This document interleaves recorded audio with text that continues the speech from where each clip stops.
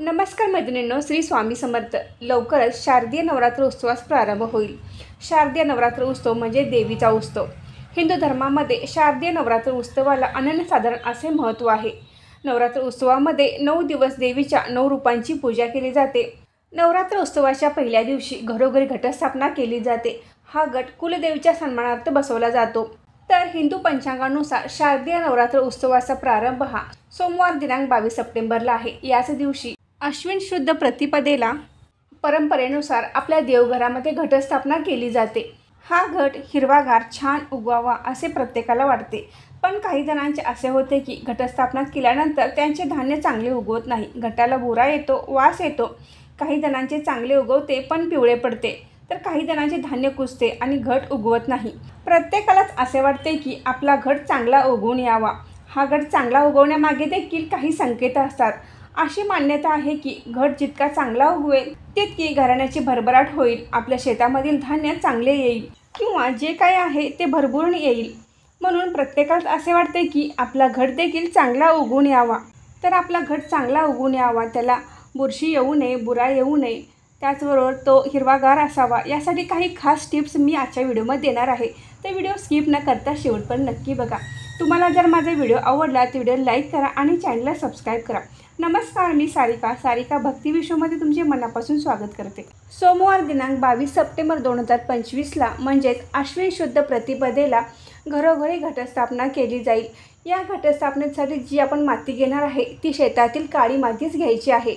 त्याचबरोबर ती माती घेत असताना ती चाळून घेऊ नये, तर ती ओबडधोबड मोठी असते, तशीच आपण घटस्थापनेसाठी वापरायची आहे. तर ही माती आपण देवीसाठी घटस्थापनेसाठी घेत असतो, म्हणून या मातीला वावरी किंवा वेदिका असे म्हटले जाते. तर घटस्थापनेसाठी जी माती घेणार आहोत ती पांढरी किंवा लाल आपण घ्यायची नाही, तर आपण शेतातील काळी मातीच घ्यायची आहे. लाल किंवा पांढऱ्या मातीमध्ये घट चांगला उगवत नाही, त्यामुळे आपण शेतातील काळी मातीच घ्यायची आहे.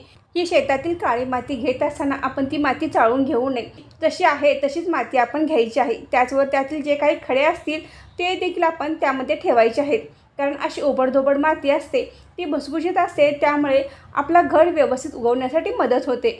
घटासाठी जी माती घेतली आहे ती चाळून घेतल्यामुळे त्यावर पाणी घातल्यानंतर ती माती घट्ट बसते आणि दबली जाते, त्यामुळे त्यातील धान्य उगवत नाही. त्यामुळे घटासाठी जी माती घेतो ती थोडीशी जाडसर असावी, भुसभुशीत असावी. घट बसवताना खाली जाडसर थर द्यावा.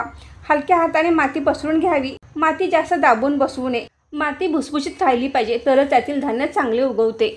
धान्याला अंकुर चांगले फुटतात. माती पसरल्यानंतर त्यावर धान्य घालावे. धान्य घातल्यानंतर त्यावर परत एकदा मातीचा हलका थर घालावा. धान्य जास्त खाली जाणार नाही याकडे लक्ष द्यावे. घटस्थापनेसाठी आपण 5, 7 किंवा 9 प्रकारचे धान्य घेत असतो. जे आपल्या घरामध्ये उपलब्ध आहे ते धान्य आपण घेतले तरी चालते. आपल्या शेजारी कोण देणारे असेल तर त्यांच्याकडून देखील घेतले तर चालते.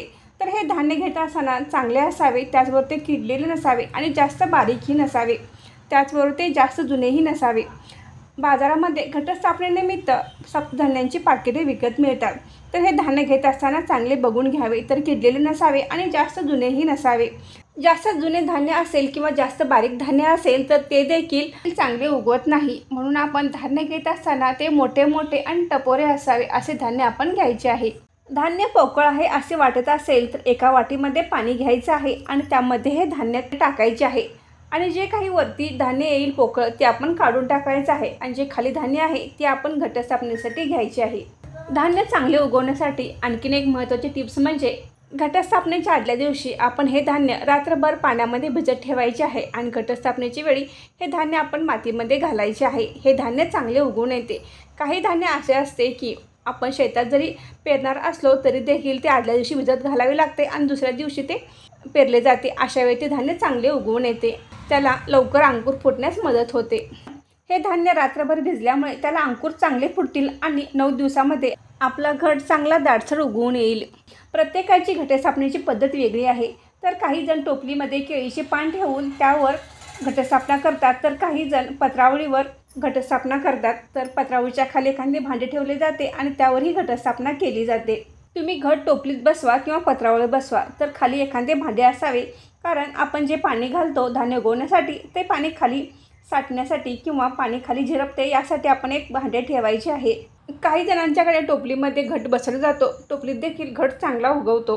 घटस्थापनेसाठी जो कलश वापरतात तो काही जणांच्याकडे तांब्याचा वापरला जातो, तर काही जण बहुतेक सर्वजणच मातीचाच घट या घटस्थापनेसाठी वापरतात। यामागील कारण म्हणजे आपण मातीचा घट वापरल्यामुळे आपण त्या कलशामध्ये पाणी भरलेले असते, तर ते पाणी थोडे थोडे मातीमध्ये झिरपते, त्यामुळे धान्य चांगले उगवण्यासाठी मदत होते। त्याचबरोबर मातीतील ओलावा टिकून राहतो, म्हणून मातीचा कलश वापरला जातो। जर तुमच्याकडे तांब्याचा कलश वापरण्याची पद्धत असेल तर तुम्ही तांब्याचा कलश वापरायचा आहे। तुमच्याकडे जशी परंपरेनुसार पद्धत आहे तोच कलश आपण वापरायचा आहे, फक्त धान्य चांगले उगवले गेले पाहिजे। घटस्थापना केल्यानंतर आपण पहिल्या दिवशी त्याला पाणी घातलेले असते, माती ओली केली असते, तर आपण रोज त्यामध्ये पाणी घालू नये, तर आवश्यकतेनुसार आपण पाणी घालायचं आहे। एक दिवस आड तुम्ही पाणी घातले तरी देखील चालेल, जास्त पाणी घालून चिखल करून ठेवू नये, त्यामुळे धान्य कुजते आणि ते उगवत नाही आणि त्यामुळे त्याला बुरा येतो आणि आपल्या घटाला कुजलेला वास येतो। त्यामुळे हवे तितकेच पाणी आपण घटाला घालायचं आहे, जितकी त्याला गरज आहे तितकेच पाणी आपण घटाला घालायचे आहे। जसे घट उगवण्यासाठी योग्य प्रमाणात पाण्याची आवश्यकता आहे, त्याचप्रमाणे सूर्यप्रकाश आणि हवा देखील या घटाला आवश्यक असते, म्हणजेच आपल्या घटाला उबदारपणा देखील आवश्यक असतो। तर आपण अखंड दिवा लावलेला असतो, त्यामुळे आपल्या घटाला उबदारपणा मिळतो। तरी देखील आपला घट चांगला उगवण्यासाठी आपण आपल्या देवघराजवळ एखादे उबदार कापड म्हणजे स्वच्छ असावे किंवा ते वापरलेले नसावे, असे नवीन कापड आपण देवघराभोवती गुंडाळले तर चालते, म्हणजे आपला अखंड दिवाही विझणार नाही आणि आपल्या घटाला उबदारपणा देखील मिळेल। पण हे कापड बांधत असताना आपण हे लक्ष दिले पाहिजे की आपल्या अखंड दिव्याला हे कापड लागणार नाही, अगदी व्यवस्थितरित्या आपण असे हे कापड बांधायचे आहे। त्याचबरोबर आपल्या घटाला वाराही लागला पाहिजे, तर आपल्या देवघराजवळ खिडक्या असतील तर दिवसभर त्या खिडक्या उघड्या ठेवल्या तर चालतील। या खिडक्यांमुळे आपल्या घटाला चांगला वारा मिळेल, त्या खिडक्यांमुळे आपल्या घटाला सूर्यप्रकाश मिळेल आणि आपला घट हिरवागार चांगला उगवून येईल। आपण मातीमध्ये जास्त पाणी घातले किंवा घट जास्त वेळ झाकून ठेवला तरी देखील आपले उगवले धान्य पिवळे पडते, तर आपण जास्त प्रमाणात पाणी घालायचे नाही आणि थोड्या प्रमाणात का होईना आपल्या घटाला वारा लागला पाहिजे अशा पद्धतीने घट ठेवायचा आहे, तरच आपला घट हिरवागार दिसेल। आपण घटामध्ये जो मातीचा कलश ठेवतो तो देखील पाण्याने पूर्ण भरून ठेवला पाहिजे, कारण तो 9 दिवस तसाच राहणार असतो आणि त्यातील पाणी थोडे थोडे खाली झिरपत असते। हा कलश आपण भरून ठेवायचा आहे। त्याचबरोबर जो कलशामध्ये नारळ असतो किंवा घट आपण 9 दिवसामध्ये अजिबात हलवायचा नाही। तर आपला घट चांगला उगवण्यासाठी काही महत्त्वाच्या टिप्स होत्या, तर या पद्धतीने आपण घटस्थापना केली तर आपला घट नक्कीच चांगला दाटसर आणि हिरवागार उगवेल। तर मैत्रिणींनो, आजचा व्हिडिओ इथेच थांबवते। आजची माहिती कशी वाटली कमेंट करून नक्की सांगा।